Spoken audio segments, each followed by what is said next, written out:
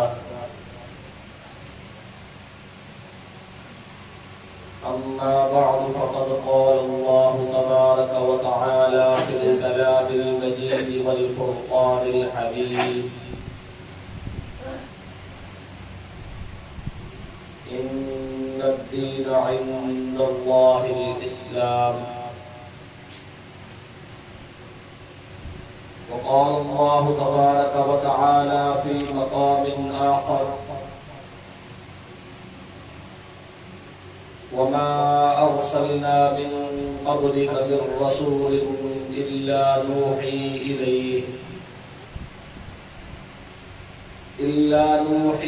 إليه أنه لا إله إلا أنا فاعبدون صدق الله العظيم وصدق رسوله النبي الأمي الكريم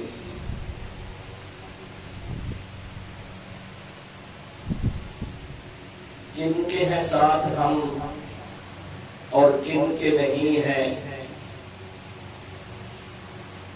کن کے ہیں ساتھ ہم اور کن کے نہیں ہیں، ان کو بھی پتا ہے کہ ہم جن کے نہیں ہیں۔ کن کے ہیں ساتھ ہم اور کن کے نہیں ہیں، ان کو بھی پتا ہے کہ ہم جن کے نہیں ہیں۔ یہ چاند، یہ سورج، یہ ستارے بھی گواہ ہیں، پاکستانی ہیں مگر چند دن کے نہیں ہیں۔ اور لا الہ کے دیس میں کشور حسین پر، لا الہ کے دیس میں کشور حسین پر المیاہ ہی المیاہ ہے پاک سرزمین پر۔ دور تک اندھیرے ہیں، یاس میں بسیرے ہیں، گھاٹ میں لٹیرے ہیں، غاصبوں کے ڈیرے ہیں۔ کیسی شام چھا گئی صبح آفرین پر، المیاہ ہی المیاہ ہے پاک سرزمین پر۔ اہل زر کا راج ہے، جبر تخت و تاج ہے، ظلم کا رواج ہے، روگ لا علاج ہے۔ ہائے لٹ گیا یقین مرکز یقین پر، المیاہ ہی المیاہ ہے پاک سرزمین پر۔ خوف ہے ہراس ہے، تشنگی ہے پیاس ہے، چھت ہے نہ لباس ہے، چور چور آس ہے، بند آرزو کے در ہو گئے فقیر پر، المیاہ ہی المیاہ ہے پاک سرزمین پر۔ اور بھیڑیے ہے روبرو، بھیڑیے ہے روبرو، بہہ رہا ہے دو بدو، اپنا لہو جو بجو، تیر زن چہار سو، جھپٹ پڑے ہیں سب کے سب آج اہل دین پر، المیاہ ہی المیاہ ہے پاک سرزمین پر۔ انتہائی ذی وقار، قابل سب احترام، معزز مکرم بھائیوں، دوستوں، بزرگوں، اللہ تعالیٰ گواہ ہے کہ میں نہ کوئی مستقل خطیب ہوں، نہ واعظ اور مقرر ہوں۔ ابھی تھوڑی دیر پہلے مولانا امیر عبداللہ صاحب بیان فرما رہے تھے، بہت ہی بہترین خطیب، بہترین واعظ، بہترین مقرر۔ اس کے بعد مجھ جیسے طالب علم کا بیان کرنا، یہ ہے تو چھوٹا منہ بڑی بات، لیکن چونکہ مولانا محمد احمد صاحب انہوں نے حکم دیا تو ان کا حکم چونکہ ٹالا نہیں جا سکتا تھا۔ آج آپ حضرات کے سامنے چند باتیں نظریہ پاکستان کے حوالے سے کوشش کروں گا کہ بیان کروں جس حد تک ہو سکتی ہے، اور اللہ تعالیٰ سے دعا بھی کروں گا کہ اللہ تعالیٰ مجھے اور آپ سب کو حقیقی پاکستانی بنائے۔ ایسا پاکستانی جو نظریہ پاکستان کی، حصول پاکستان کا جو مقصد ہے اس کی حفاظت کرنے والے ہیں. صرف چند دن کے پاکستانی نہیں کہ جب 14 اگست آیا جھنڈیاں لگا لی، جھنڈے لگا لیے، ڈھول کی تھاپ پر رقص کر لیا، اپنے موٹر سائیکلوں کے سلنسر نکال کر تھوڑی دیر کے لیے شور شرابہ کر لیا، شور و غل کر لیا. اس طرح کا پاکستانی نہیں. اس طرح کا پاکستانی، جس طرح کا پاکستانی ہمیں دیکھنے کے لیے ہزاروں لوگوں نے اپنے خون سے اس گلستان کو سینچا ہے. اللہ تعالیٰ ہمیں سچا پاکستانی بنائے. محترم سامعین،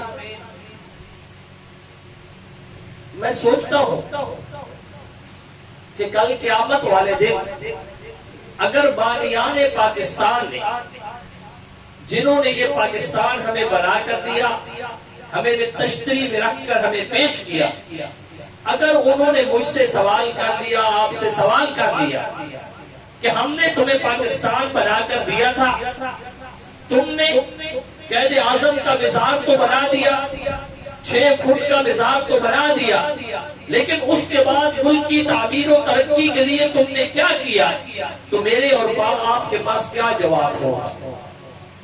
اور اگر خدا نہ خواستہ ہمارے آباء و اجداد نے، جنہوں نے اپنا خون دے کر ہمیں یہ ملک آزاد کروا کر دیا، کل قیامت والے دن اگر انہوں نے ہمارے گریبانوں سے پکڑ لیا اور انہوں نے ہم سے سوال کیا کہ ہم نے اپنا تن من دھن دے کر، اپنے بچے یتیم کروا کے، اپنی بیویاں بیوہ کروا کر، اپنے نوجوانوں کو سولیوں پر چڑھا کر تمہیں ایک ملک دیا تھا، ایک نظریے کی بنیاد پر، ایک مقصد کی بنیاد پر، ایک اساس پر ہم نے تمہیں یہ ملک دیا تھا، تم ہمیں بتاؤ تم نے اس نظریے کا کیا کیا، تم نے اس اساس کا کیا کیا، تم نے اس مقصد کا کیا کیا جس کے لیے ہم نے اپنی عورتوں کو عصمت دریا کروائی، نوجوان عورتوں کو نیزوں کی انیوں پر لٹکا دیا گیا، بچوں کو تیر مار دیے گئے.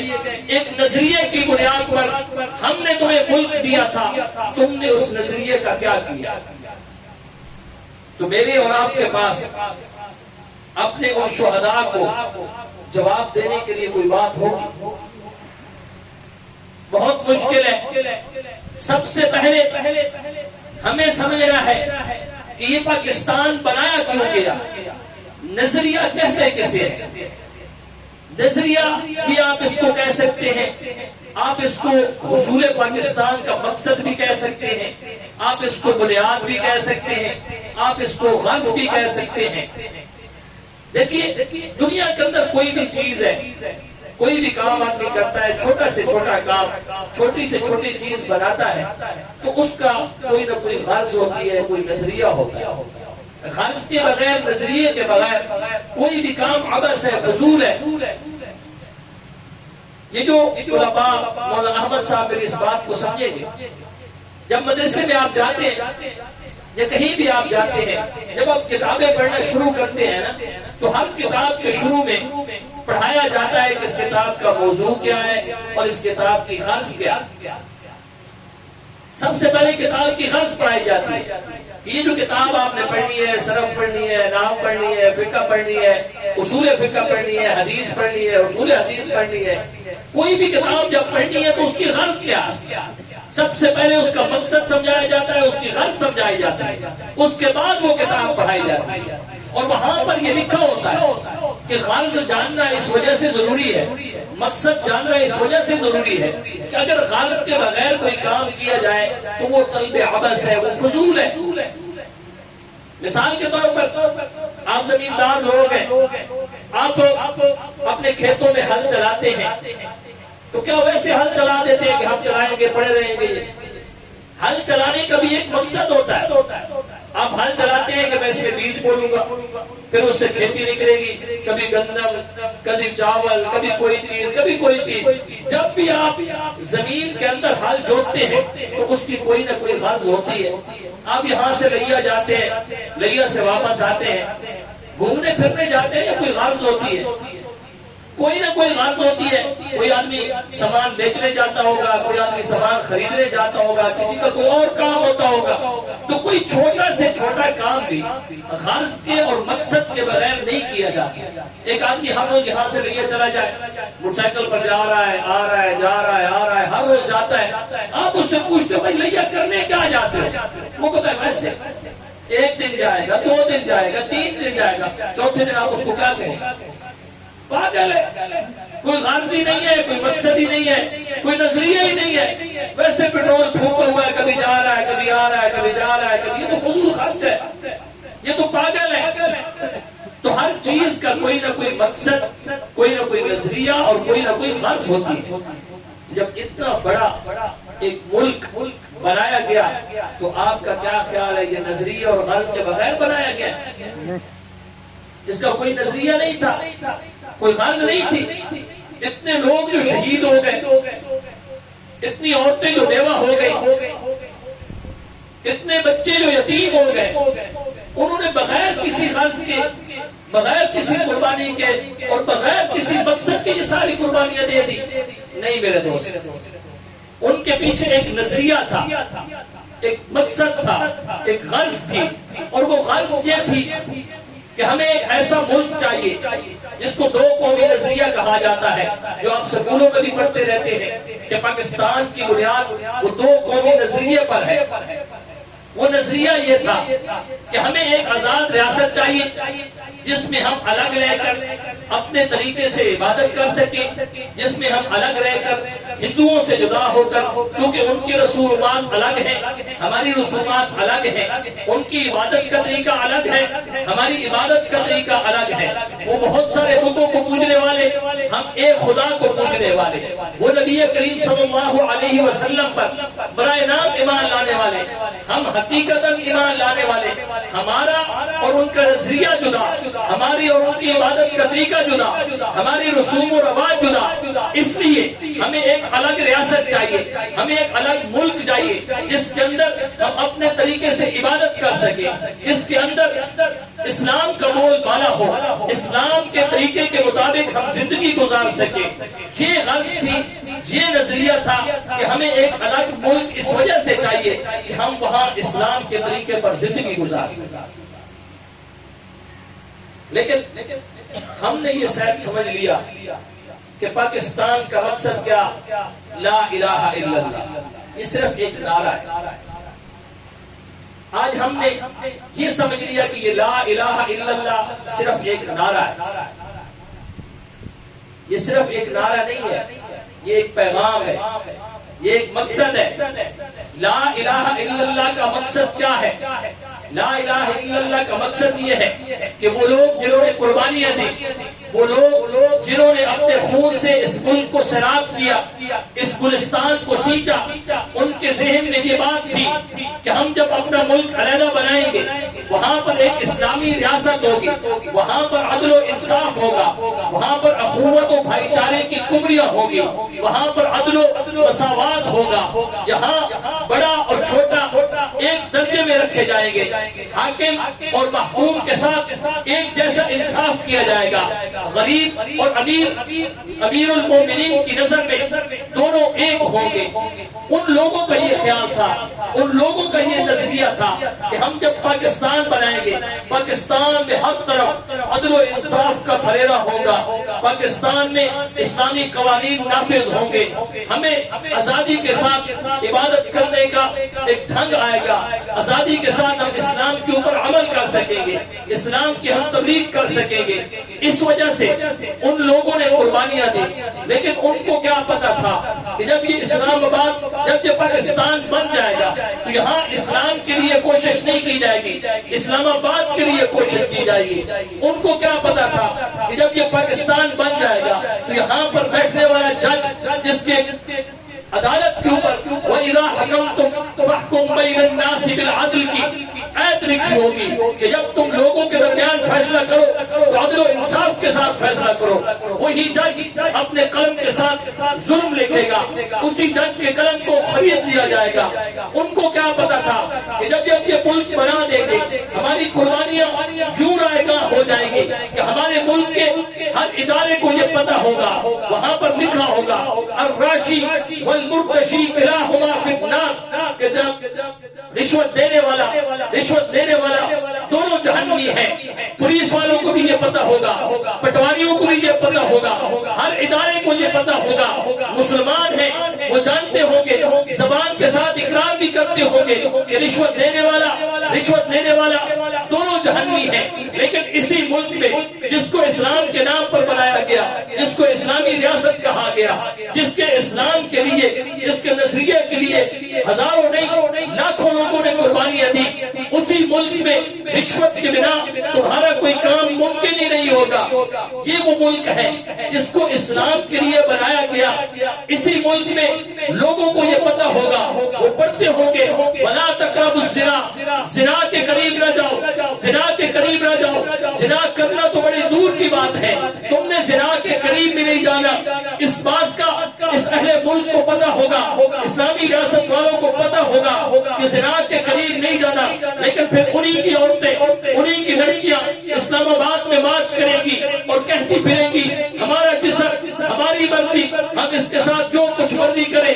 کبھی لال لال کا نعرہ لگائیں گی, کبھی آزادی آزادی کا نعرہ لگائیں گی, کبھی کہیں گی ہمیں باپ سے آزادی چاہیے, کبھی وہ کہیں گی ہمیں ماں سے آزادی چاہیے, کبھی وہ کہیں گی ہمیں اپنے شوہر سے آزادی چاہیے. لا تقربوا الزنا کا حکم بھی ان کے سامنے ہوگا, لیکن اسی ملک میں زنا کے اڈوں کو فروغ بھی دیا جا رہا ہوگا. انما الخمر والمیسر والانصاب والازلام رجس من عمل الشیطان, کہ شراب یہ شیطانی عمل ہے, جوا شیطانی عمل ہے. یہ بھی ہمارے سامنے ہوگا, یہ بھی اسی اسلامی ریاست میں سب کو معلوم ہوگا کہ جوا بھی حرام, شراب بھی حرام. لیکن اسی اسلامی ریاست میں جوئے کے پرمٹ بھی جاری کیے جائیں گے, شراب کے پرمٹ بھی جاری کیے جائیں گے. اب مجھے بتاؤ, جن لوگوں نے اسلام کے لیے قربانیاں دی, اس نظریے کے لیے قربانیاں دی, لا الہ الا اللہ کے لیے قربانیاں دی, اگر وہ آ کر دیکھ لیں, اگر وہ دیکھیں کہ ہم نے جس پاکستان کے لیے قربانیاں تھی, جس عدل و انصاف کے لیے ہم نے قربانیاں دی تھی, جس اسلام کے لیے ہم نے قربانیاں دی تھی, وہ تو پاکستان میں لٹ گیا ہے. تو ہمارے آباء و اجداد جنہوں نے قربانیاں دی, وہ کل قیامت والے دن ہمارے گریبانوں سے پکڑ کر ہم سے سوال نہیں کریں گے, ضرور کریں گے کہ ہم نے قربانیاں کس لیے دی اور تم نے پاکستان کو کیا بنا کر رکھ دیا. اقبال, کسی آدمی نے اقبال کو مخاطب کر کے کہا, اقبال نے اس قوم کے نوجوانوں کو شہینوں کے ساتھ تشبیہ دی. اقبال نے ایک نظریہ بھرا, ایک سپرٹ بھرا برے صغیر کے مسلمانوں میں, نوجوانوں میں. اقبال نے ہر وقت نوجوانوں کو شہین کے ساتھ تشبیہ دی کہ تم شہین ہو, تمہاری پرواز ہمیشہ اونچی ہونی چاہیے. اقبال نے مسلمانوں کو شہین کے ساتھ تشبیہ کسی عام وجہ سے نہیں دی. شہین کے ساتھ تشبیہ دینا یہ اصل میں بہت اونچا نظریہ تھا. اقبال چاہتا تھا کہ جس طرح شہین کی پرواز سب سے اونچی ہوتی ہے, اسی طرح مسلمان کی پرواز بھی سب سے اونچی ہونی چاہیے. جس طرح شہین کسی دوسرے کا کیا ہوا شکار نہیں کھاتا, اسی طرح مسلمان کو بھی اپنے علاوہ کسی دوسرے کا کیا ہوا شکار نہیں کھانا چاہیے. جس طرح شہین خوددار ہوتا ہے, اسی طرح مسلمان کو خوددار ہونا پڑے گا. اور جس طرح شہید دلیر ہوتا ہے, اتنی اونچی پرواز, اتنے تیز ہواؤں میں, تندی باد مخالف میں بھی وہ گھبراتا نہیں ہے. مسلمان کو بھی اس طرح دلیر ہونا چاہیے. مسلمان کا بھی جگر اتنا مضبوط ہونا چاہیے کہ جتنا بھی کوئی مخالفت کی آندیاں چل پڑے, تندی باد صبا آ جائے. جس طرح شہید طوفانوں سے ٹکراتا ہے لیکن اڑتا نہیں چھوڑتا, اسی طرح مسلمان نوجوان کو بھی طوفانوں سے ٹکرانا ہے, اڑنا نہیں چھوڑنا, کفر کے ایمانوں سے ٹکرانا ہے, پیچھے نہیں ہٹنا. ایک اپنے نوجوانوں کو شہید اس وجہ سے کہا تھا کہ تم نے شہید کی طرح اپنی پرواز بنانی ہے، تم نے اسلام کو نافذ کرنا ہے، تم نے کفر کے ایمانوں میں لرزہ طاری کرنا ہے، تم نے سومناتھ کے بتوں کو گرانا ہے۔ لیکن آج وہی نوجوان کیا کر رہا ہے؟ کل اقبال جس نوجوان کو غازی عبدالغفار کی صورت میں دیکھنا چاہتا تھا، کل اقبال جس نوجوان کو محمد بن قاسم کی شکل میں دیکھنا چاہتا تھا، کل اقبال جس نوجوان کو طارق بن زیاد کی شکل میں دیکھنا چاہتا تھا، آج وہی نوجوان ٹک ٹاک کے اوپر اپنی بڑی بڑی زلفوں کے ساتھ ویڈیو بنا کر سلطنت زنانیہ کا تحفہ دیے جا رہا ہے، اپنے آپ کو بڑی بڑی زلفیں رکھ کر ویڈیو بنا کر ٹک ٹاک کے اوپر ڈالی جا رہی ہے کہ ہم نوجوان نہیں رہے، ہم زنانیہ بن گئے ہیں، ہم اقبال کے شہید نہیں رہے، ہم تو بلبل بن گئے ہیں جو چھوٹی سی ہوتی ہے، جو ہمیشہ نیچے رہتی ہے، جس کو شکار کرنا آتا ہی نہیں ہے، جس کو ہمیشہ شکار ہونا ہوتا ہے۔ کل اقبال جن نوجوانوں کو جھنجھوڑ رہا تھا کہ تم مستقبل کے معمار ہو، تم نے پاکستان کی تعمیر و ترقی میں کردار ادا کرنا ہے، تم نے اسلام کو پروان چڑھانا ہے، تم نے اسلام کے لیے قربانیاں دینی ہے، وہ نوجوان آج ٹک ٹاک میں مصروف ہو گیا، وہ نوجوان آج فیس بک میں مصروف ہو گیا، وہ نوجوان آج موبائل میں مصروف ہو گیا، وہ نوجوان آج لب و رخسار میں گھر کر رہ گیا، وہ نوجوان آج عورتوں کے پیچھے اپنی زندگیاں گزارنے کے اوپر رہ گیا، آج بنت حوا رقص کرتی ہے اور نوجوان ابن آدم اس کے اوپر پیسے لٹاتے ہوئے اپنے لیے بڑی خوشی محسوس کرتا ہے، اپنے آپ کو وہ بڑا دلکار کہتا ہے کہ میں نے بڑے پیسے اڑا دیے۔ کیا اقبال نے نوجوانوں کو یہ پیغام دیا تھا؟ کیا اقبال اپنے نوجوانوں سے یہ چاہتا تھا کہ کل تم نظریہ پاکستان کو بھلا دینا، کل تم صرف لا الہ الا اللہ کا راگ کو الاپنا، لیکن اسلام کے مطابق نظریہ پاکستان کے مطابق کوئی بات نہیں؟ اڑتے فضاؤں میں تھے جو شاہی نہ رہے، باذوق نہ رہے، با یقین نہ رہے، وہ لال و گلزار وہ مہجبی نہ رہے، مومن کا وہ انداز با کمال کھو گیا، اقبال تیری قوم کا اقبال کھو گیا، اقبال تیری قوم کا اقبال کھو گیا۔ کرکس کا جہاں آج شہی کا جہاں ہے، ملا سے ملتی ہوئی مجاہد کی اذاں ہے، مانا کہ ستاروں سے بھی آگے ہے جہاں اور شاہی میں مگر طاقت پرواز کہاں ہے۔ اقبال تیرے دیس کا کیا حال سناؤ؟ کیا یہ وہ دیس تھا جس کے لیے اقبال نے خواب دیکھا تھا؟ کیا یہ وہ دیس تھا جس کے لیے ہزاروں لوگوں نے قربانیاں دی تھی؟ نہیں میرے بھائی، انہوں نے اس دیس کے لیے، اس پاکستان کے لیے قربانیاں نہیں دی تھی، ایک نظریے کے لیے، ایک ویژن کے لیے، ایک مقصد کے لیے ان لوگوں نے قربانیاں دی تھی، اور تاریخ گواہ ہے، تاریخ گواہ ہے۔ اب تاریخ اٹھا کر دیکھیں، یہ تاریخ اس بات کے اوپر 100% شاہد ہے کہ جن لوگوں نے جب بھی جس دور میں نظریے کو پکڑے رکھا، نظریے کو تھامے رکھا، وہ قوم کامیاب رہی۔ انہوں نے موت کی آنکھوں میں آنکھیں ڈال کر موت کو جینا سکھا دیا۔ آپ دیکھیں 1400 سال پہلے جب مکہ کی دھرتی پر ہر طرف اندھیرا ہی اندھیرا تھا، سورج تھا مگر ڈوبا ڈوبا سا، چاند تھا مگر بے نور سا، ستارے تھے مگر ٹوٹے ٹوٹے سے، پہاڑوں کے اوپر خزاں چھائی ہوئی تھی، بچیوں کو زندہ درگور کر دیا جایا کرتا تھا، عورتوں کو وراثت میں حقوق نہیں دیے جایا کرتے تھے، چھوٹی چھوٹی باتوں پر جھگڑے ہوتے تھے، 40 سال تک لڑائیاں چلی جاتی تھی، ایک بالکل اندھیرے والا دور تھا۔ لیکن جناب نبی کریم صلی اللہ علیہ وسلم جب اس دور میں تشریف لے آئے، انہوں نے ایک نظریے کی بنیاد رکھی، ایک نظریہ ان نوجوانوں کو سکھایا، عرب کے بدوؤں کو، ان جاہلوں کو ایک نظریے کے اوپر اکٹھا کیا۔ وہ نظریہ اسلام تھا، وہی نظریہ پاکستان ہے، جو نظریہ پاکستان تھا وہی نظریہ محمد صلی اللہ علیہ وسلم کا تھا۔ ان لوگوں کو نظریہ اسلام کے اوپر جمع کیا گیا، وہ لوگ جو کل تک اعداء بینہم آپس میں مخالف تھے، رحماء بینہم بن گئے، جو کنتم علی شفا حفرۃ من النار کے دہانے پر کھڑے تھے، وعد لہم جنات تجری تحتها الانہار، جنت کے وارث بن گئے، جو کل تک ایک دوسرے کے مخالف تھے، رحماء بینہم ہو گئے، جو کل تک عورتوں کر دیا کرتے تھے، وہ عورتوں کی عصمتوں کے محافظ ہو گئے، جو کل تک عورت کو کچھ بھی نہیں سمجھتے تھے، آج وہ عورت کے قدموں کے نیچے اپنی جنت تلاش کرنے لگے۔ کل تک جو کچھ بھی نہیں تھے، آج وہ صحابہ بن گئے، آج وہ سب سے بہترین امت بن گئے۔ وجہ کیا تھی؟ وجہ یہ تھی کہ انہوں نے نظریے کو سنبھال لیا تھا، وہ نظریے کے اوپر پختہ ہو گئے تھے، انہوں نے نظریے کو پکڑ لیا۔ اور جو قوم بھی نظریے کو پکڑ لیتی ہے پھر وہ کبھی ناکام نہیں ہوتی، پھر وہ ہمیشہ چاہے مرتے رہیں گے چاہے کٹتے رہیں گے، لیکن جب نظریے کو مضبوطی سے تھامیں گے پھر تم کبھی ناکام نہیں ہو سکتے۔ اور تاریخ اس بات کے اوپر گواہ ہے کہ جب ہم نے نظریے کو تھام لیا، جب ہم نے نظریے کو مضبوطی سے پکڑ لیا، تو ہم نے موت کو جینا سکھایا۔ احد کے پہاڑوں میں ہم نے موت کو جینا سکھایا، بدر کی وادیوں میں ہم نے موت کو جینا سکھایا، خندق میں، خیبر میں ہم نے موت کو جینا سکھایا، فتح مکہ کے موقع کے اوپر ہم نے موت کو جینا سکھایا، یورپ کے کلیساؤں میں ہم نے موت کو جینا سکھایا، افریقہ کے تپتے ہوئے صحراؤں میں ہم نے موت کو جینا سکھایا، اندلس کے ساحلوں پر کشتیاں جلا کر ہم نے موت کو جینا سکھایا، سندھ کے در و دیوار میں ہم نے موت کو جینا سکھایا، کوہ میں، دشت میں، بیابانوں میں ہم نے موت کو جینا سکھایا۔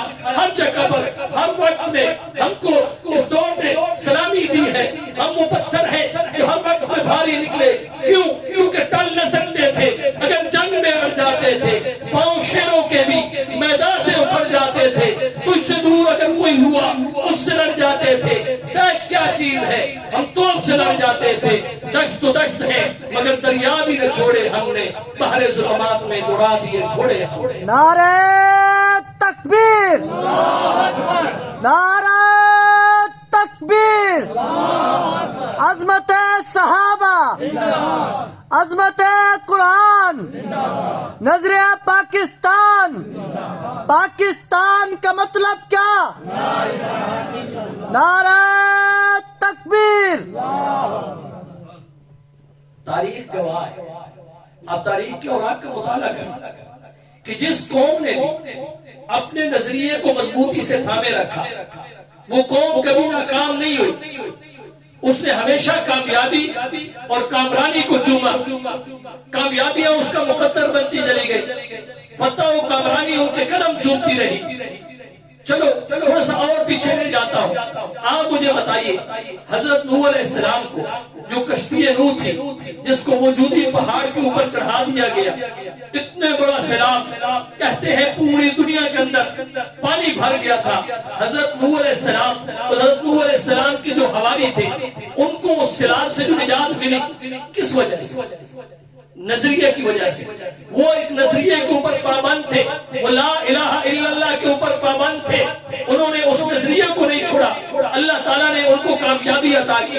حضرت موسیٰ علیہ السلام کو دریا سے رستہ دے دیا گیا، دریا سے حضرت موسیٰ علیہ السلام گزر گئے، کس وجہ سے؟ نظریے کی وجہ سے۔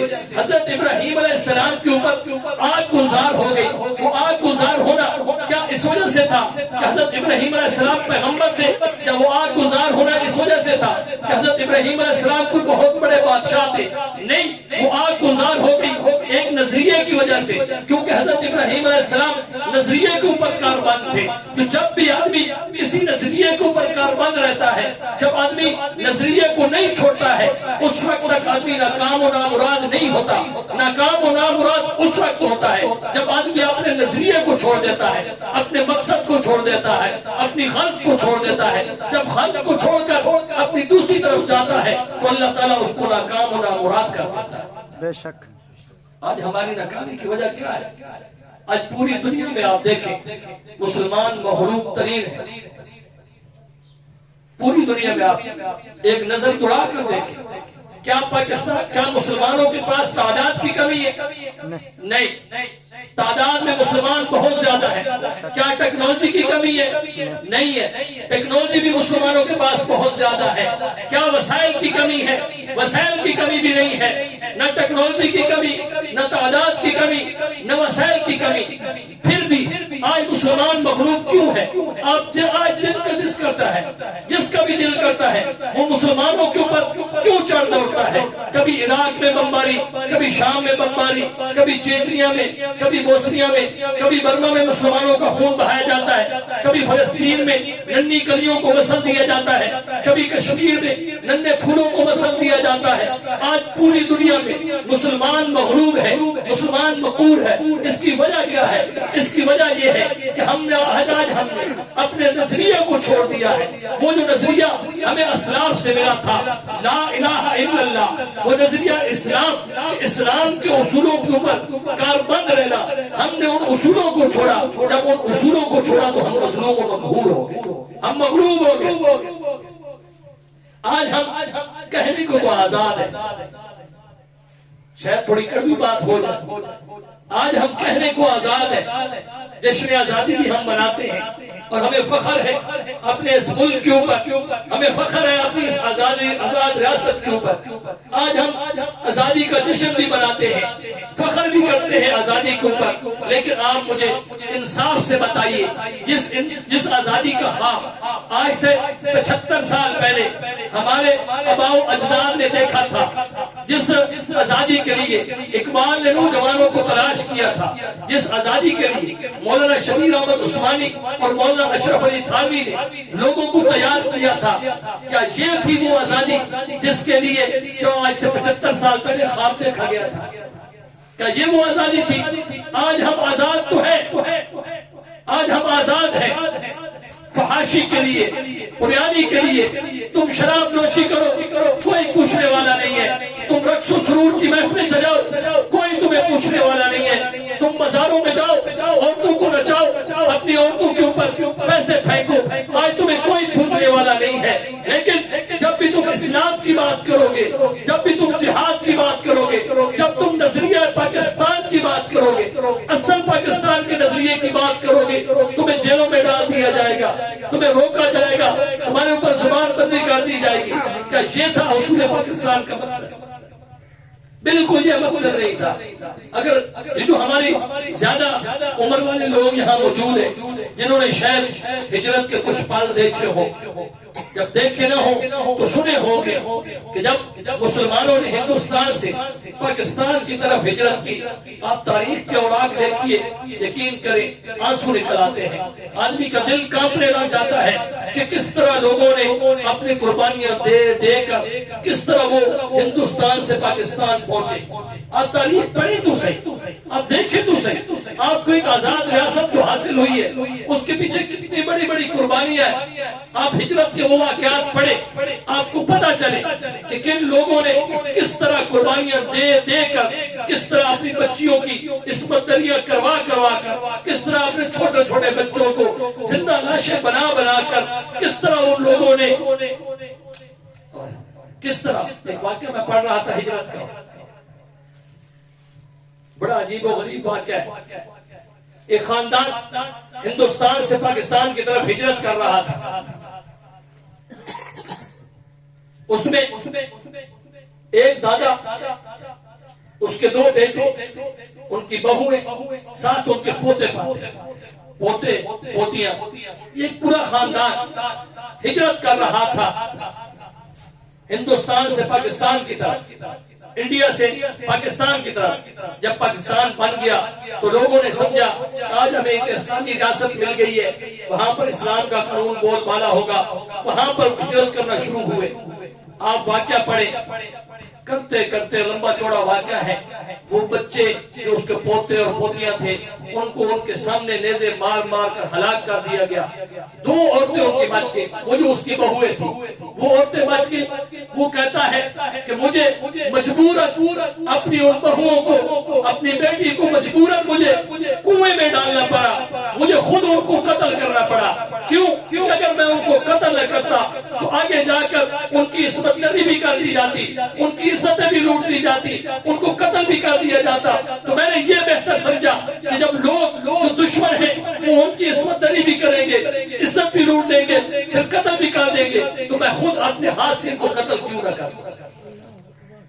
اس طرح کی قربانیاں دے کر لوگوں نے یہ پاکستان بنایا، اور ہم نے اس پاکستان کا کیا حال کیا۔ یہاں جو سیاستدان ہیں وہ لٹیرے ہیں، انتہائی معذرت کے ساتھ اگر آپ کا کسی جماعت کے ساتھ تعلق ہے تو تنقید تو ہر کسی کے اوپر ہو سکتی ہے. یہاں جو سیاستدان لٹیرے ہیں، آپ مجھے 75 سالہ تاریخ بتائیں، کوئی ایک ایسا حکمران بتائیں جس نے پاکستان کی خیر خواہی کے لیے، جس نے عوام کے لیے کچھ کیا ہو. یہ جتنے بھی ہیں یہ سب کے سب لٹیرے ہیں. ان کو نظریہ پاکستان سے کوئی وابستگی نہیں، ان کو اسلام سے کوئی وابستگی نہیں. ان کو تو اسلام آباد چاہیے. اسلام آباد جس طرح مرضی حاصل ہو جائے، کسی کا خون بہا کر حاصل ہو جائے تب بھی اسلام آباد چاہیے، کسی کو بے وقوف بنا کر حاصل ہو جائے تب بھی پاکستان چاہیے. عوام تو ان کے سامنے کیڑے مکوڑے ہیں، عوام تو ان کے سامنے ایک جاہل مخلوق ہے جس کے پاس یہ 22 سال کے بعد آتے ہیں، وعدے کرتے ہیں، وعیدے کرتے ہیں کہ یہ کر دیں گے، وہ کر دیں گے. کبھی کوئی پارٹی کوئی نعرہ لگا کر عوام کو بے وقوف بناتی ہے، کوئی پارٹی کوئی نعرہ لگا کر عوام کو بے وقوف بناتی ہے. بے وقوف بنا دیا جاتا ہے، ووٹ بھی حاصل کر لیے جاتے ہیں. جب ووٹ دے دیے جاتے ہیں اس کے بعد کہاں جاتے ہیں آپ کے حکمران؟ کبھی آپ کو ملنے کے لیے آئے؟ کبھی آپ سے حال پوچھنے کے لیے آئے ہیں؟ چلو چھوڑو، میری ساری باتیں جھوٹی ہوگی، میری ساری باتیں جھوٹی ہوگی. آپ کسی پارٹی کے ساتھ شاید تعلق رکھتے ہوں گے، کسی کا نون لیگ کے ساتھ تعلق ہوگا، کسی کا پیپل پارٹی کے ساتھ تعلق ہوگا، کسی کا پی ٹی آئی کے ساتھ تعلق ہوگا، کوئی جو یو آئی کا سپورٹر ہوگا. شاید آپ میری بات سے مخالفت کریں گے. ابھی کل کی میں بات بتاتا ہوں، آپ میں سے کوئی آدمی میری اس بات کو جھٹلا دے، یہیں بیٹھے بیٹھے بے شک مجھے خیر مار دینا. یہ کل بلوچستان کے اندر سیلاب آیا، سارا بلوچستان ڈوب گیا. لسبیرا کے اندر جب لوگ مر رہے تھے، جب لوگ بے گھر ہو رہے تھے، جب لوگوں کے سروں سے ان کے گھر گر رہے تھے، جب ان کے مال ختم ہو رہے تھے، اس وقت تمہاری پیپل پارٹی، اس وقت تمہاری سیاسی جماعتیں، نون لیگ، پی ٹی آئی، یہ سارے سیاسی لٹیرے کس چیز کے اندر مصروف تھے؟ تمہارا میڈیا کس چیز کے اندر مصروف تھا؟ بلوچستان ڈوب رہا تھا، لوگ مر رہے تھے، ان کے مال تباہ ہو رہے تھے، اور میڈیا کے اوپر ایک ہی بات چھڑی ہوئی تھی کہ کل وزیر اعظم کون بنے گا؟ پرویز علی وزیر اعظم ہوگا یا حمزہ شہباز وزیر اعظم ہوگا، وزیر اعلیٰ ہوگا؟ کسی کو کوئی فکر نہیں تھی کہ وہاں بلوچستان میں لوگ مر رہے ہیں. پھر دوسرے دن میرا غازی خان کے اندر، توسا کے اندر اتنا سیلاب آیا، لوگوں کی چھتوں تک پہنچ گیا، لوگوں کے گھر گر گئے، لوگ مرنا شروع ہو گئے، اموال تباہ ہو گئے. تمہاری سیاسی پارٹیوں میں سے کون ہے جس نے ان کی خیر خواہی کی ہو؟ اس دن کس نے پوچھا؟ اس سے اگلے دن کس نے پوچھا؟ بھائی پوچھتے کیسے؟ وہاں پر تو سپیکر کا الیکشن ہو رہا تھا، تمہاری پارٹیاں تو سپیکر کے الیکشن میں مشغول تھی. وہ دیکھ رہی تھی کہ سپیکر پی ٹی آئی کا بنتا ہے یا سپیکر نون لیگ کا بنتا ہے. ان کو کیا تھا کہ ڈیرہ غازی خان میں مرنے والے کون ہیں؟ ان کو کیا خبر کہ بلوچستان میں جو زندہ درگور ہو رہے ہیں، جن کی لاشیں نکالی جا رہی ہے، جن کے مال تباہ ہو رہے ہیں، وہ کون ہے؟ ان کو صرف ایک غرض تھی کہ پنجاب کے اندر تخت پنجاب ہمارا ہو جائے، صرف ایک غرض تھی کہ سپیکر پنجاب ہمارا بن جائے. اگر آپ میری اس بات سے اختلاف کرتے ہیں تو چند دن پہلے کا واقعہ ہے، چند دن پہلے کا واقعہ ہے. آپ تاریخ اٹھا کر دیکھ لیں، جس دن بلوچستان کے اندر سیلاب آ رہا تھا، ابھی چند دن پہلے سیلاب آ رہا تھا بلوچستان کے اندر، 106 آدمی مر گئے، لاکھوں لوگ گھروں سے بے گھر ہو گئے. آپ اس دن کا واقعات بھی اٹھا کر دیکھیے، اور اسی دن آپ بے شک میڈیا بھی اٹھا کر دیکھ رہی ہے تو اس دن میڈیا کے اوپر بلوچستان کے مرنے والوں کے لیے کیا کہا گیا اور وزیر اعلیٰ کے لیے کیا کہا گیا. جتنے بھی چینل تھے، چاہے وہ جیو نیوز ہو، اے آر وائی ہو، ڈان نیوز ہو، ایکسپریس ہو، کوئی بھی نیوز ہو، سب چینلوں کے اوپر صرف ایک ہی بات چھڑی ہوئی تھی کہ کل وزیر اعلیٰ کون بنے. پرویز علی کے نمبر پورے یا حمزہ شہباز کے نمبر پورے. کسی کو یہ فکر نہیں تھی کہ وہاں بلوچستان میں کیا ہو رہا ہے. پھر اپنی سیاست چمکانے کے لیے جب وزیر اعلیٰ بن گیا، سپیکر بن گیا، جب لوگ مر گئے، جب ان کی اموال تباہ ہو گئی، پھر بعد میں اپنی سیاست چمکانے کے لیے کبھی ہمارے وزیر اعظم صاحب دورہ کر رہے ہیں ہیلی کاپٹر کے اوپر، کبھی وزیر اعلیٰ صاحب ہیلی کاپٹر کے اوپر دورہ کر رہے ہیں، کبھی کوئی وزیر جا رہا ہے، کبھی کوئی وزیر جا رہا ہے. ہمارے دوست ہیں محمد نعمان صاحب شادر لوٹ کے، ڈیرہ غازی خان کے، مولانا محمد احمد صاحب ان کو جانتے ہیں. مولانا خلیل صاحب کے بیٹے ہیں. میں فون سے رابطہ رہا جب ان کے پاس بہت حالات خراب ہو گئے, لوگوں کے گھر بیچاروں کے سارے گر گئے, ان کے ساتھ میرا رابطہ رہا تو یقین کریں وہ رو رہے تھے. ان کا مدرسہ نہیں ڈوبا تھا, ان کے گھر اونچے تھے. انہوں نے اپنے مدرسے میں 40 گھرانوں کو 20 گھرانوں کو اپنے مدرسے میں انہوں نے رہائش دی. ان کے گھر گر گئے تو میں نے ان سے رابطہ کیا. میں نے کہا مولانا سنائے کیا حال ہے؟ تو وہ کہہ رہے تھے آج 5واں یا 6واں دن ہے. اس وقت 5واں یا 6واں دن تھا یہ سیلاب آئے ہوئے ان کے پاس. اور آپ کو شاید پتہ نہیں علم ہے کہ نہیں ہے, جب ڈیرہ غازی خان میں سیلاب آیا لوگوں کی چھتوں کے اوپر سے پانی گزر گیا, چھتوں کے اوپر سے پانی گزر گیا, لوگوں کے گھر گر گئے. تو وہ بڑا افسوس کر رہے تھے. وہ کہہ رہے تھے مولانا آپ کو کیا بتاؤ, آج 6واں دن ہے, پہلے 2 دن میں اتنے لوگ مر گئے. 28 کو 29 کو بتا رہے ہیں پہلے دن مرے, پھر دوسرے دن بھی اتنے مرے, پھر 2 دن سیلاب کا زور رہا, اتنے لوگ مر گئے, ان کے مال تباہ ہو گئے, جانور سارے مر گئے. آج 6واں دن ہے, کوئی آدمی حکومتی آدمی آج تک ہمیں پوچھنے نہیں آیا. آپ کے وزیر اعلیٰ جو ابھی پیچھے ایکس وزیر اعلیٰ تھے, وزیر وسیم اکرم پلس صاحب, عثمان بزدار صاحب کا علاقہ ہے, وہی علاقہ ہے عثمان بزدار صاحب کا, توسا, اور وہی ڈیرہ غازی خان. پورا ڈیرہ غازی خان ڈوب گیا, سیلاب میں توسا ڈوب گیا. اور جو وزیر اعلیٰ صاحب جو کل تک ہمارے وزیر اعلیٰ تھے انہوں نے بھی جا کر حال نہیں پوچھ لیا کہ تمہارا بنا کیا ہے. وہ عوام سیاسیوں کے لیے کیڑے مکوڑے ہیں. میں ہوں یا آپ ہو, ہمیں صرف کیڑے مکوڑوں کی طرح استعمال کیا جاتا ہے, اور پھر ہمیں غدار وطن بھی قرار دیا جاتا ہے کہ یہ ملک کے غدار ہیں. بھائی ہم کیوں غدار ہیں؟ ہم نے تو ملک کے نظریے کو پکڑا ہوا ہے.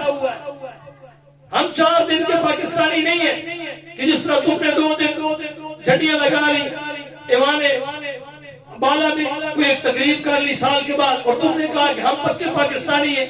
تم کیوں پکے پاکستانی ہو؟ پکے پاکستانی تو ہم ہیں. ہم نے نظریہ پاکستان کو سنبھالا ہوا ہے, اور پکا پاکستانی وہ ہوگا جو نظریہ پاکستان کو سنبھال کر رکھے گا. الحمدللہ میں اور میری جماعت, آپ ایک طرف پاکستان کا جھنڈا دیکھ رہے ہیں, ایک طرف میری جماعت کا جھنڈا دیکھ رہے ہیں. مجھے ان دونوں جھنڈوں کے اوپر فخر ہے, مجھے ان دونوں جھنڈوں کے اوپر فخر ہے. اس نے مجھے ایک سرحد دی, اس نے مجھے ایک سرحدی تشخص دیا کہ تمہارا سرحدی تشخص جغرافیائی تشخص یہ ہے کہ تم پاکستانی ہو. اس نے مجھے نظریاتی تشخص دیا کہ تمہارا نظریاتی تشخص یہ ہے کہ تم پاکستان کے بانی ہو, تم پاکستان کے محافظ ہو.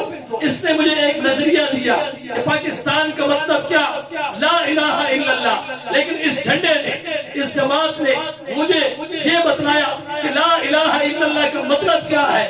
لا الہ الا اللہ کا مطلب ہے توحید و سنت کی اشاعت. اس نے مجھے یہ بتایا کہ تمہارا ایک الگ ویژن ہے, ایک نظریہ ہے جسے لا الہ الا اللہ کہتے ہیں. اس کی کچھ سرحدات ہیں, ان سرحدوں سے باہر نہیں نکلنا. پھر اس جھنڈے نے مجھے بتایا کہ لا الہ الا اللہ یہ ایک نظریہ ہے, یہ دین اسلام ہے. دین اسلام کی بھی کچھ سرحدات ہیں, تم نے اس سے بھی باہر نہیں نکلنا. مجھے ان دونوں جھنڈوں سے پیار ہے, ہم ان دونوں جھنڈوں سے پیار کرتے ہیں. ہم ملک کی جغرافیائی سرحدوں سے بھی پیار کرتے ہیں, ہم ملک کی نظریاتی سرحدوں سے بھی پیار کرتے ہیں. لیکن آج کچھ لبرل قسم کے, کچھ لنڈے کے, کچھ لفافہ پلس یہ جو لیڈر ہوتے ہیں, یہ جو صحافی ہوتے ہیں, آج میڈیا کے اوپر بیٹھ کر علماء کے خلاف, دینداروں کے خلاف بڑا پروپیگنڈا کرتے ہیں کہ ان کا پاکستان بنانے کے اندر کیا تھا, انہوں نے پاکستان کے اندر کون سی قربانیاں دی. پاکستان تو اس لیے بنایا گیا تھا کہ ہاں ہر کسی کو آزادی ہو, جو مرضی کچھ کرنا چاہے. اگر کسی کی مرضی آئے تو وہ شراب پیے, اگر کسی کی مرضی آئے تو وہ زنا کرے.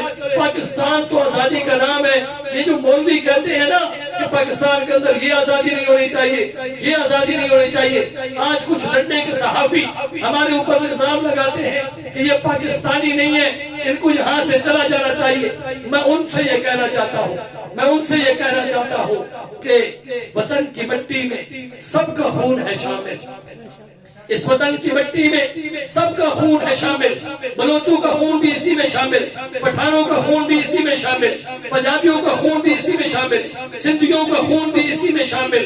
کسی ایک نے ملک کی آزادی کے لیے جنگ نہیں لڑی, تمام قوموں نے جنگ لڑی.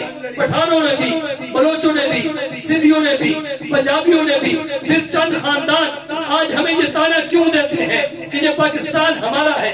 وہی چند خاندان ہمارے اوپر مسلط کیوں ہے؟ وہی چند خاندان اپنے آپ کو پاکستان کا ٹھیکیدار کیوں کہتے ہیں؟ جبکہ پاکستان بنانے کے اندر جس طرح تمہارا کردار ہے، اس طرح ہمارے آباء و اجداد کا بھی کردار ہے۔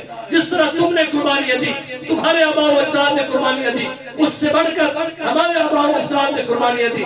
ذرا تاریخ اٹھا کر تو دیکھو، ذرا مورخین کو پڑھ کر تو دیکھو، ایک ایک دن کے اندر ہزاروں علماء کو شہید کر دیا گیا۔ انگریز مورخ لکھتا ہے، انگریز مورخ کہ دہلی کا کوئی بھی طرف ایسا نہیں تھا جس کے اوپر علماء کے لاشیں نہ لٹک رہے ہوتے۔ اور ایک انگریز مورخ لکھتا ہے، میں ایک گھر میں گیا، وہاں پر میں نے دیکھا 10 علماء کو آگ کے اوپر پکایا جا رہا ہے، آگ کے اوپر جلایا جا رہا ہے، اور ان سے کہا جا رہا ہے تم انگریز کے خلاف بغاوت کرنا چھوڑ دو، تم چھوڑ دو جہاد کو، انگریز کے خلاف لڑنا چھوڑ دو، تمہیں معاف کر دیا جائے گا۔ لیکن میں نے اپنی آنکھوں سے دیکھا وہ 10 علماء جل گئے، 10 اور لائے گئے، ان کو بھی جلا دیا گیا، 10 اور لائے گئے، ان کو بھی جلا دیا گیا۔ جلاتے جلاتے 10 کر کے وہ سارے علماء جلتے رہے، لیکن کوئی بھی اپنے نظریے سے پیچھے نہ ہٹا۔ سب نے کہا ہم مرنا برداشت کر سکتے ہیں، ہم اپنی جان دینا تو برداشت کر سکتے ہیں، لیکن انگریز کے خلاف بغاوت سے پیچھے نہیں ہٹ سکتے۔ ہم ملک لے کر رہیں گے، ہم آزادی لے کر رہیں گے، اور اس آزادی کا مقصد ہوگا، اس کا نظریہ ہوگا لا الہ الا اللہ۔ ایک آزاد ریاست ہوگی جس میں اسلامی قانون نافذ ہوگا، ایک آزاد ریاست ہوگی جس میں ہم اسلام کے اوپر عمل کر سکیں گے۔ اب مجھے بتاؤ یہ تمہارے آباء و اجداد تھے یا ہمارے آباء و اجداد تھے؟ آج لنڈے کے صحافی کہتے ہیں ہمارا اسلام کے ساتھ کوئی تعلق نہیں، پاکستان کے ساتھ کوئی تعلق نہیں، علماء کا پاکستان کے کردار کے پاکستان کے بنانے کے اندر کوئی کردار نہیں ہے۔ پھر میں ان سے پوچھنا چاہتا ہوں، سوال کرنا چاہتا ہوں کہ وہ تمہارے آباء و اجداد تھے یا ہمارے آباء و اجداد تھے جنہوں نے انگریز کی عدالت میں کھڑے ہو کر کہا تھا کہ انگریز کی فوج میں بھرتی ہونا حرام ہے؟ وہ تمہارے آباء و اجداد تھے یا ہمارے آباء و اجداد تھے جنہوں نے انگریز کی عدالت میں کھڑے ہو کر کہا تھا کہ ہمارا ایک ہی وژن، ہمارا ایک ہی نظریہ ہے، اور وہ ہے انگریز کے خلاف بغاوت۔ پاکستان بنانے کے اندر جتنا تمہارا کردار تھا اس سے 1000 گنا بڑھ کر ہمارے آباء و اجداد کا کردار تھا۔ ہمیں آج بھی پاکستان سے پیار ہے، ہم اس ملک سے پیار کرتے ہیں، ہم چاہتے ہیں کہ یہ ملک شاد و آباد رہے، قیامت تک یہ ملک زندہ باد رہے۔ لیکن ہم آپ کو سمجھانا یہ چاہتے ہیں، ہم آپ کو بتلانا یہ چاہتے ہیں کہ یہ ملک اگر تم اس کو شاد باد دیکھنا چاہتے ہو، اگر اس کو زندہ باد دیکھنا چاہتے ہو، اگر اس کو پائندہ باد دیکھنا چاہتے ہو، تو پھر اس نظریے کے اوپر آنا پڑے گا، اس ویژن کے اوپر آنا پڑے گا، اس پروگرام کے اوپر آنا پڑے گا جس پروگرام کی وجہ سے اس ملک کو بنایا گیا۔ وہ کیا تھا پروگرام؟ وہ پروگرام تھا لا الہ الا اللہ۔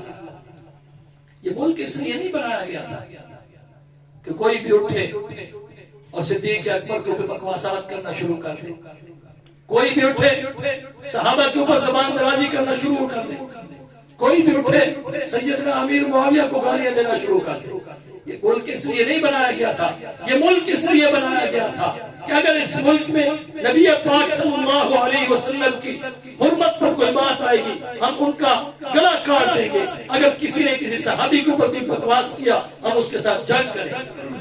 یہ ملک اس لیے نہیں بنایا گیا تھا کہ کوئی بھی آدمی اٹھے اور امیر معاویہ کو گالیاں دینا شروع کر دے، یا کوئی بھی آدمی اٹھے اور صحابہ کے اوپر بکواس کرنا شروع کر دے۔ یہ ملک اس لیے نہیں بنایا گیا، یہ ملک اس لیے بنایا گیا تھا کہ یہاں پر عظمت صحابہ کا بھی تحفظ ہو، یہاں پر نبی کریم صلی اللہ علیہ وسلم کی ناموس کا بھی تحفظ ہو۔ یہ ملک اس لیے بنایا گیا، یہ ملک اس لیے نہیں بنایا گیا تھا اگر کوئی بڑا پھنس جائے تو اس کے لیے NRO، اس کے لیے PRO، اس کے لیے کبھی کوئی لیکس، کبھی پاناما لیکس، کبھی وکی لیکس، کبھی جج کیس کی ویڈیو لیکس، لیکن پوچھنے والا کوئی نہیں۔ زرداری کے اوپر کیس بنے تو اس کو ضمانت مل جائے، نواز شریف کے اوپر کیس بنے اس کو ضمانت مل جائے، عمران خان کے اوپر کیس بنے اس کو ضمانت مل جائے، ایک غریب آدمی کے اوپر کیس بنے دوسرے دن پھانسی پر لٹکا دیا جائے۔ کیا یہ ملک اس لیے بنا تھا؟ ملک تو اس لیے بنا تھا کہ یہاں پر حاکم اور محکوم کے لیے ایک ہی قانون ہوگا، ایک ہی قانون، لیکن یہاں پر تو قانون چند ٹکوں کی عوض بھیج دیا جاتا ہے۔ جاوید راز نے کہا تھا غریب بندے کا سچ نو بھی کر جھوٹ گندا۔ غریب آدمی عدالت میں پہنچ جائے نا، بیچارہ سچا بھی ہو نا، جج اس کو جھوٹا بنا دے۔ غریب بندے کا سچ نو بھی کر جھوٹ گندا، نوانیاں شوانیاں روڑیے چھوٹ گندا۔ غریب بندے کا سچ نو بھی کر جھوٹ گندا، نوانیاں شوانیاں روڑیے چھوٹ گندا۔ اگو سرداری ہوئے اکھی نوٹ گندا، رکھدا خیال ہے ٹوانے تے آوان دا قانون پاکستان دا۔ یہ پاکستان کا قانون ہے۔ زرداری ہو تو آنکھیں بند، غریب ہو تو جیل میں، نوانی ہو ٹھیک ہے جی سرکار جائیں، غریب آدمی ہو تو جیل میں، آگے عوام آ جائے، ٹھکانے آ جائے، لوہار آ جائے، عمران خان آ جائے، کوئی بڑا آدمی آ جائے، ٹھیک ہے جی آپ جا سکتے ہیں۔ وہ الیکشن کمیشن کو گالیاں نکالے تب بھی درست ہے۔ وہ سپریم کورٹ کے اوپر جو مرضی تبرنا کرتے رہے، سپریم کورٹ کو گالیاں نکالتے ہیں، نہیں نکالتے، ہر کوئی اپنے دور میں نکالتا ہے۔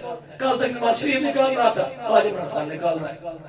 کل تک نواز شریف کہتا تھا یہ سپریم کورٹ غلط فیصلہ دے رہی ہے، عمران خان کہہ رہا تھا تم سپریم کورٹ کے فیصلے کو نہیں مانتے۔ آج عمران خان کہہ رہا ہے کہ سپریم کورٹ غلط فیصلہ دے رہی ہے، اور نواز شریف کہہ رہا ہے کہ تم نہیں مان رہے۔ اور الو کو پٹھے دونوں نہیں مان رہے ہو۔ کل تم نہیں مان رہے تھے، آج وہ نہیں مان رہے۔ کل تم الیکشن کمیشن کے اوپر اعتراضات کر رہے تھے، آج وہ کر رہے۔ اور یہ تو پاکستان کا قانون ہے، جس کی مرضی آتی ہے وہ کبھی 18ویں ترمیم کر دیتا ہے، کبھی 14ویں ترمیم کر دیتا ہے، کبھی 63 کی ترمیم ہو رہی ہے، کبھی 46 کی ترمیم ہو رہی ہے۔ یہ کون سا کوئی خدائی قانون ہے؟ پاکستان کا قانون ہے، مقدس قانون ہے، ہر کوئی اس میں تبدیلی کر دیتا ہے۔ پاکستان بنانے کا جو مقصد تھا نا، وہ تھا نظریہ پاکستان، کہ ہمیں ایک ایسی آزاد ریاست چاہیے جس میں ہم اپنے اسلام کے اوپر عمل کر سکیں، قرآن کے اوپر عمل کر سکیں۔ یہاں اس ملک میں قرآنی قانون نافذ ہو، اسلام کا قانون نافذ ہو، اس لیے اتنی بڑی قربانیاں دی گئی۔ یہ قربانیاں اس لیے نہیں دی گئی کہ سال میں ایک دن تم جھنڈیاں لگا لو، سال میں ایک دن تم جھنڈے لگا لو، سال میں ایک دن تم رقص کر لو، ایک دن تم شور شرابہ کر لو۔ اس لیے پاکستان نہیں بنایا گیا۔ پاکستان اس لیے بنایا گیا ہے کہ یہاں پر نظریہ کی بات کی جائے، اسلام کی بات کی جائے، اس ملک کو اسلامی ڈھانچہ بنایا جائے۔ اس کے لیے میں اور آپ بھی ذمہ دار ہیں۔ ٹھیک ہے ہم پورے ملک میں اسلامی قانون نافذ نہیں کر سکتے، لیکن ہم اپنے اس 6 فٹ کے بدن کے اوپر، اپنے اس 5 فٹ کے بدن کے اوپر، اس کے اوپر تو ہم اسلام نافذ کر سکتے ہیں نا۔ ہم اس کو اسلامی ڈھانچے میں ڈال سکتے ہیں۔ ہمارا یہ حق بنتا ہے، پاکستانی ہونے کے حوالے سے ہمارا یہ حق ہے، اور مسلمان ہونے کے بھی حوالے سے ہمارا یہ حق ہے کہ ہم اسلام کی سرحدوں کی حفاظت کریں، ہم نظریہ پاکستان کی بات کریں، ہم اسلام کی بات کریں، اور اپنے اندر اسلامی قانون لانے کی کوشش۔ ہر آدمی اگر آج سے یہ سوچنا شروع کر دے کہ میں نے نظریہ پاکستان کی حفاظت کرنی ہے، تو کل کلا کچھ لوگ تو ایسے ہوں گے جو نظریہ پاکستان کے لیے اٹھ کھڑے ہوں گے، اور جو نظریہ پاکستان کے لیے اٹھ کھڑے ہوں گے وہی سچے پاکستانی۔ اللہ تعالیٰ مجھے اور اب تمام حضرات کو صحیح نظریہ پاکستان اپنانے کی توفیق